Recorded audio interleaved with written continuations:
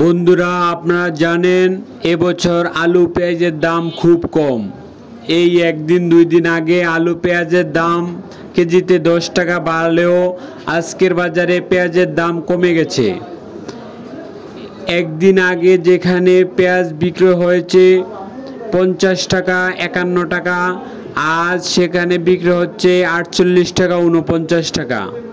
পেঁয়াজের বাজারে আমদানি বেশি থাকায় পেঁয়াজ বর্তমান সময়ে একটু কম দামে বিক্রি হচ্ছে। আপনারা দেখতে পাচ্ছেন আড়তে প্রচুর পরিমাণে পেঁয়াজ, এগুলা সব দেশি পেঁয়াজ ব্যাপারীরা এসে নিয়ে যাচ্ছে। ঢাকার সব জায়গা থেকে শ্যামবাজার আসে, এখান থেকে নিয়ে যায়।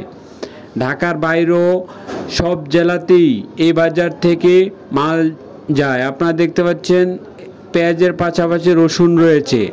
আজ শ্যামবাজার রসুন বিক্রি হয়েছে 115 টাকা কেজিতে।